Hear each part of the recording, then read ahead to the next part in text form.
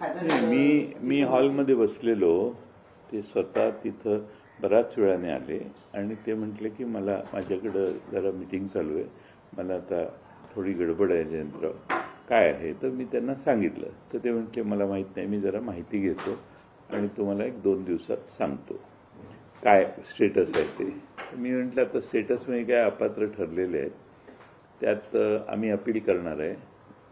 Appeal नगरविकास मंत्र्यांकडे असतं, पण तुम्हाला आणि त्यांना दोघांना भेटून सांगावं अशी त्यातली भाग आहे म्हणतं. कोणी नव्हते. नाही, मला कोणाची भेट झाली नाही. ते मी हॉलमध्ये तिथे एकटाच होतो. बराच वेळ चहा घेतला मी आणि बराच वेळाने ते बाहेर आले. पण मग आता हा कोइन्सिडेंट मानायचा का की तुम्ही नाही, मला माहित नाही. मला कसं कळणार कोण आहे ते, कोणाशी चर्चा करत होते याची मला काही माहिती नाही. मी घरी आल्यानंतर फुटबॉलची मॅच बघत बसलो होतो. त्या दरम्यान मधल्या काळात मला बरेच मेसेज आले की टी व्हीवर अशा बातम्या चालू आहेत. मग मी म्हटलं तुम्हाला रात्री त्रास द्यायला नको, सकाळीच बोलू. मग याच्या आता पुन्हा विलिनीकरणाच्या ज्या काही चर्चा सुरू झालेल्या आहेत त्याचा आणि काही संबंध नाही हो. ईश्वरपूर आमचं शहर जे आहे त्याच्या नगराध्यक्ष पदाचा निर्णय हा चुकीचा झालाय, एवढंच मला त्यांच्या कानावर घालायचं होतं. आणि दुसरं कोणतंही काम नव्हतं, त्यामुळे माझ्याकडे कुठला कागदही नव्हता. मी त्यांच्याकडे काही निवेदन दिलं वगैरे अशी काही भानगड नाही. मी जाऊन त्यांच्याशी बोललो. ते बऱ्याच वेळाने बाहेर आले, कारण त्यांनी बाहेर आले मला सांगितलं सॉरी माझं जरा मीटिंग चालू आहे, पण काय आहे सांगा. मग मी त्यांना सांगितलं. सांगून भेट झाल्यावर मी निघून आलो. त्या पलीकडे कोणती चर्चा करण्याचा प्रश्नच उद्भवत नाही ना. अशी चर्चा आहे की तुमची आधी प्रफुल्ल पटेल आणि तटकरेंसोबत बैठक झाली, याच्या आधी पण बैठका झाल्या विलिनीकरणासंदर्भात, आणि मग मुख्यमंत्र्यांसोबत एकत्रित चर्चा झाली अशी नाही. एक तर प्रफुल्ल पटेल आणि सुनील तटकरे यांच्याशी माझी कधी भेट झाली नाही. या ज्या चर्चामध्येही पेपरला आलं होतं की आम्ही कुठंतरी भेटलो वगैरे एका वर्तमानपत्राने, अशी कोणती भेट झाली नाही. आणि याच्यात कोणताही म्हणजे विलिनीकरण वगैरे ह्याची चर्चा होण्याचा प्रश्नच उद्भवत नाही. विलिनीकरणाची चर्चा पूर्णपणे थांबलेली आहे, भविष्यातही ते होणार नाही. अजितदादांच्या निधनानंतर अशी कोणतीही चर्चा कुणाबरोबरही आमची झाली नाही. त्यामुळे ती थांबली आहे हा शब्द वापरण्याची गरज नाही, कारण चर्चाच सुरू झालेली नाही ना. म्हणजे सुरू होतं ते थांबतं. त्यामुळे दादांच्या निधनानंतर सीन वेगळा आहे. तुमची आणि विनोद तावडेंची भेट झाली. विनोद तावडेंचा मी खुलासा केला होता विधानसभा चालू असताना. जॉईंट पार्लमेंटरी कमिटी चालू होती. ओबेरॉयला वरच्या मजल्यावर एका बाजूला मीटिंग होती, दुसऱ्या बाजूला अशी गोल गोल टेबल मांडून बँकर्स जे आलेले, फायनान्सची मीटिंग होती ती, बँकर्स जे आलेले ते दुसऱ्या बाजूला बसलेले. तिथं मी जाऊन, मला सुप्रियाताईंनी सांगितलं तिथे या, आम्हाला दुसऱ्या पक्षीय कारणासाठी भेट पाहिजे होती. तिथं मी जाऊन बसलो. त्यात विनोद तावडे साहेब होते, त्यांच्याबरोबर कॉफी घेतली. अशा काही बातम्या चालतात की अर्थमंत्री पद घ्यायला रिक्त आहे, तर जयंत पाटील यांची वर्णी अर्थमंत्री पदासाठी लागेल.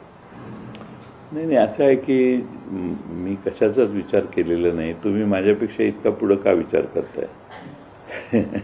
तुम्ही एक तर मुख्यमंत्र्यांचा खातेवाटपाचा अधिकार आहे, तोही तुम्ही हिरावून घ्यायला लागलेला, तो त्यांचा अधिकार आहे. आणि माणूस गेला तर होईल ना.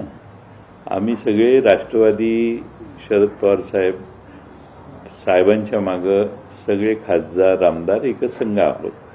त्यामुळं मला हे बऱ्याच वेळेला दुःख वाटतं की वारंवार अशा चर्चा प्रसारमाध्यमातून का येत आहेत.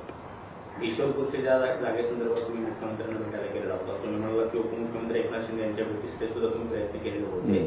तो जमिनीचा जो विषय आहे तो महसूल मंत्र्यांच्या अखेरीत येतो का, आणि जर असेल तर त्यांच्याशी चर्चा करण्याचा तुम्ही प्रयत्न केलेला होता की असं? नाही, महसूल मंत्र्यांच्या अखेरीत तो विषय येत नाही. तो नगरपालिकेचा विषय नगरविकास मंत्री एकनाथ शिंदे यांच्याकडेच येतो, हे मलाही माहीत होतं. आणि त्यासाठी त्यांच्या भेटीची काल आमचे नगराध्यक्षही आलेले, भेटीची प्रयत्न केला, पण ते त्यांचा फोनच बंद होते. मग नंतर कळलं की दिल्लीला रवाना झालेत ते, आणि त्यानंतर मग नगराध्यक्षच खरं माझ्यावर येणार होते, पण बराच वेळ झाला, भेटीची वेळ मिळाली नाही.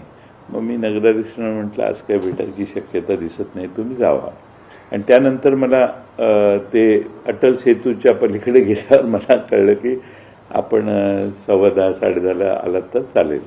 मग मी तिकडे गेलो. गेले काही दिवस खूपच योगायोग घडतायत का? म्हणजे प्रफुल्ल पटेल यांचं हे वक्तव्य की राष्ट्रवादीमध्ये, त्यांच्या राष्ट्रवादीमध्ये माहित पोकळी नाही. निर्माण झाली आहे, त्यानंतर त्यांच्या पक्षाच्या राष्ट्रीय अध्यक्षांना नोटीस बजावली जाणं, त्यानंतर तुम्ही भेटायला जाणं, थोड्या वेळाने हे नाही, सगळं. असं आहे, मला दुसऱ्या पक्षावर बोलायचा काही अधिकार नाही.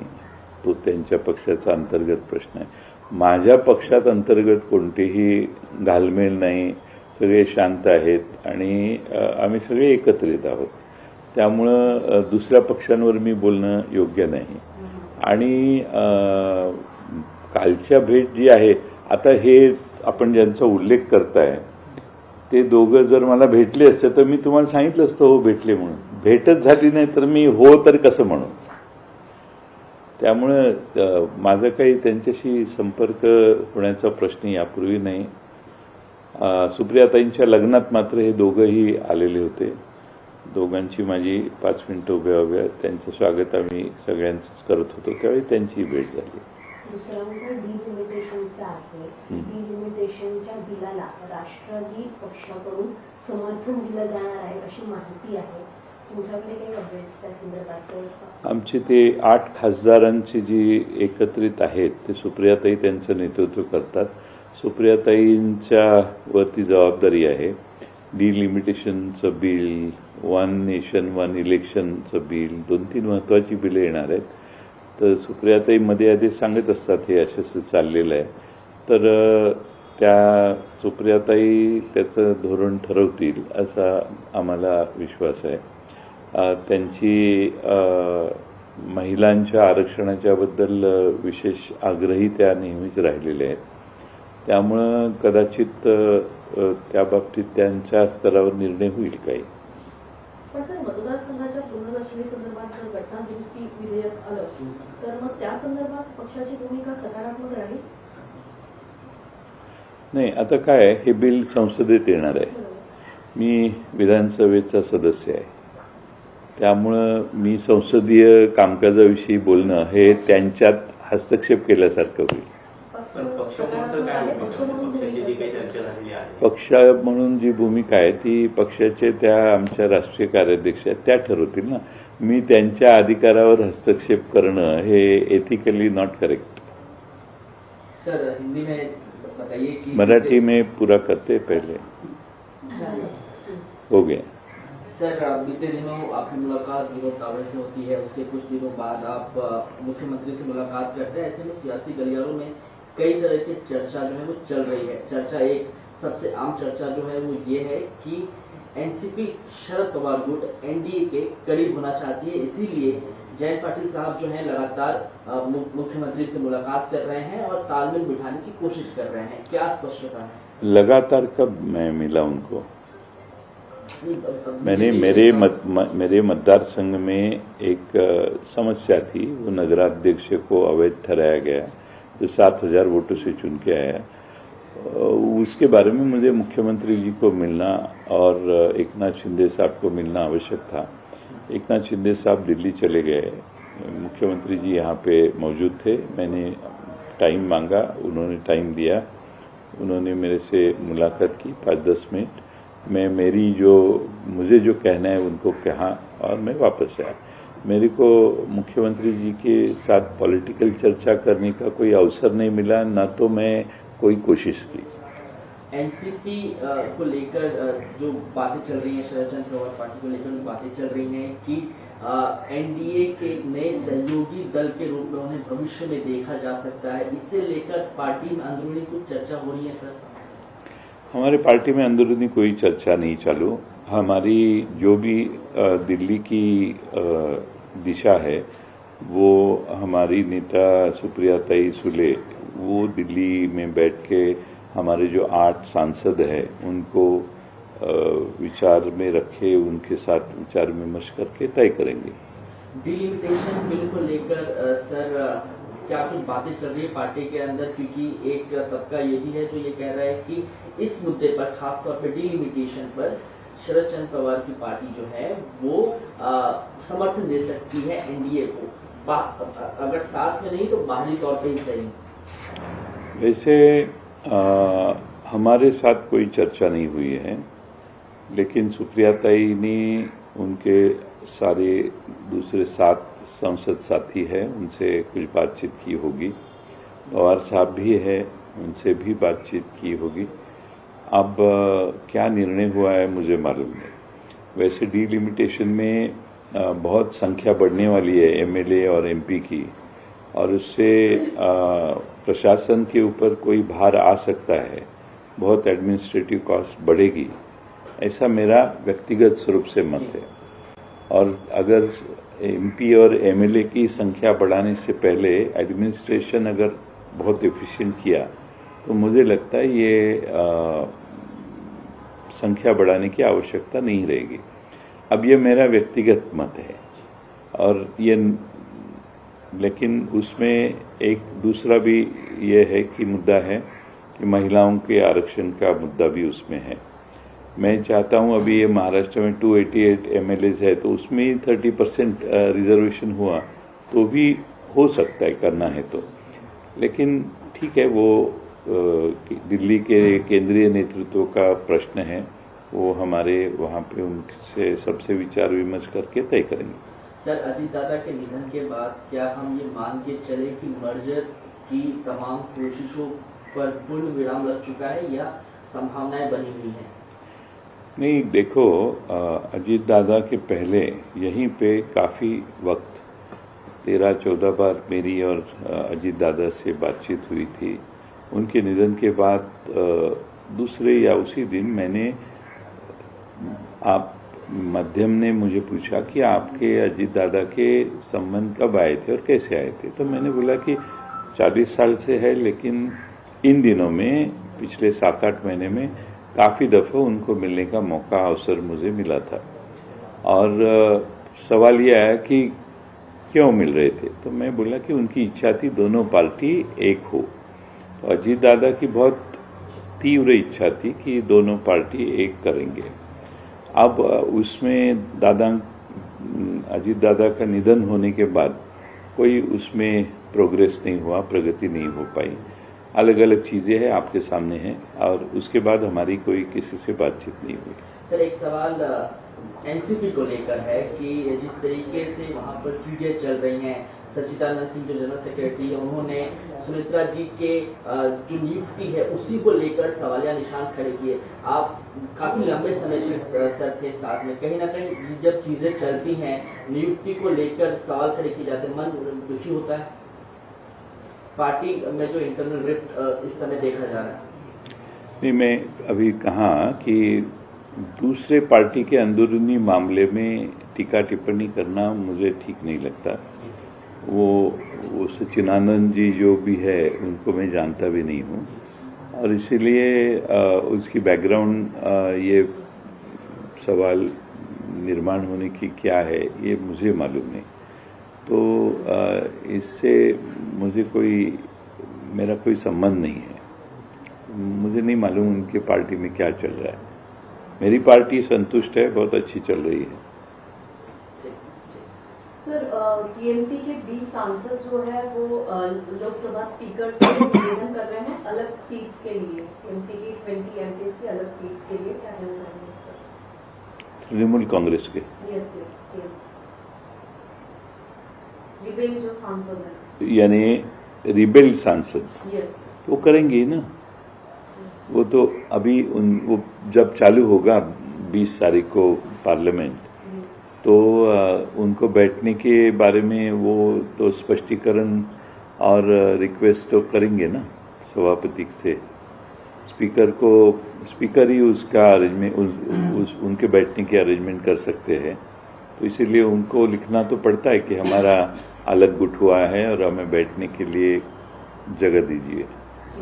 सर बीजेपी जो है पार्लियामेंट में ये इस बार का जो सेशन आएगा उसमें कोशिश करने वाली कि 121 जो कॉन्स्टिट्यूशन अमेंडमेंट बिल है वो वापस लाने की कोशिश करने वाली है, क्या कहना चाहेंगे? ला सकती है, लेकिन पिछले बार उन्होंने लाया तो वो बिल पास नहीं हो पाया, ये तो सभी को मालूम है। उसके बाद में बहुत परिवर्तन सांसद के संख्या में हुआ है, यानी बहुत पार्टियां टूट गई है, तो इसलिए वो मेजॉरिटी के करीब जाने की संभावना भी है।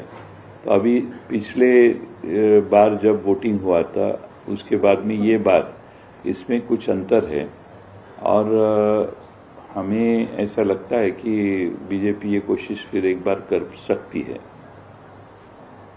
सर उबाटा के चीफ उद्धव ठाकरे जी ने जो है सोनम वांगचुक और ये अभिजीत दिपके जी को जो भारतीय जनता पार्टी के गद्दार है उन्हें जो है अपना सपोर्ट डिक्लेयर किया है, तो यहाँ क्या कहना चाहेंगे उसको, इस स्टेटमेंट पर? देश के नौजवानों के सामने जो परिस्थिति है, नीट जैसी परीक्षा के पेपर लीक होते हैं, उसका निषेध अभिजीत दिपके कर रहे हैं और सोनम वांगचुक उनको सपोर्ट कर रहे हैं। मुझे लगता है काफ़ी दिन हुए सोनम वांगचुक अनशन पे बैठे हैं। मुझे लगता है कि ये नीट के बारे में लोग जो मांगते हैं वो शिक्षा मंत्री का इस्तीफा मांग रहे हैं बच्चे लोग, यंग जनरेशन। और सोनम वांगचुक जैसा एक नेता जो अनेक सब विषय एनवायरनमेंट से लेके कई सब्जेक्ट से रिलेटेड है, उनका बहुत बड़ा योगदान है, उनको इतने दिन अनशन पे बैठने के लिए रखना ठीक नहीं है। सरकार ने इसके ऊपर कुछ विचार करना चाहिए और इंटरवीन करना चाहिए। तो सोनम वांगचुक की जो है दिन ब तबियत जो है वो खराब होती जा रही है। उद्धव जी ने ये भी जिक्र किया था कि उनकी हालत जो है वो खराब होती जा रही है। मैंने उनसे निवेदन किया था कि वो पीछे ले लें, लेकिन नहीं ले रहे। ऐसे में क्या महाविकास आघाड़ी उनके साथ खड़ी है? ऐसा है कि ऐसी महाविकास आघाड़ी, उद्धव जी हमारे महाविकास आघाड़ी के नेता है, जब उन्होंने कहा तब हम सब उस लाइन पे ही बात करेंगे ना। लेकिन महाविकास आघाड़ी की तरफ से उन्होंने इतने देर बैठना ठीक नहीं है, ये उद्धव ठाकरे जी ने कहा है। और सबका ही कहना इतना है कि अभी इतने ज्येष्ठ सोनम वांगचुक को इतने दिन अनशन पे रखना ठीक नहीं है। सरकार ने जल्द से जल्द इंटरवीन करना चाहिए और सोनम वांगचुक ने भी उनका जो उपोषण है वो वापस लेना चाहिए। सर आपको क्या लगता है, आपकी क्या राय है, क्या शिक्षण मंत्री को इस्तीफा दे देना चाहिए नीट और टीईटी पेपर लीक? ये सरकार में इस्तीफा देने की सिस्टम नहीं है। कुछ भी हुआ तो भी मंत्री इस्तीफा नहीं देते, और देश की नई जनरेशन है उनको भारी अपेक्षा थी कि इस्तीफा हो जाए। सर तो 20 तारीख को प्रोटेस्ट करने वाले हैं ये अभिजीत दिपके और उनकी पार्टी के जो भी युवा कार्यकर्ता हैं, क्या आपका समर्थन रहेगा या एनसीपी से पूरा समर्थन रहेगा? प्रोटेस्ट तो चालू है अभी उधर, 20 तारीख को संसद चालू होने वाली है और प्रोटेस्ट तो लगातार पिछले दिन चालू है। महाराष्ट्र से कई यंग लड़के जाके आ चुके हैं। हमारी पार्टी के भी कुछ युवा कार्यकर्ता जाके आ चुके हैं और सबकी सहानुभूति ये अभिजीत दिपके के पीछे है। सोनम वांगचुक का अनशन समाप्त हो, इसलिए सबकी इच्छा है।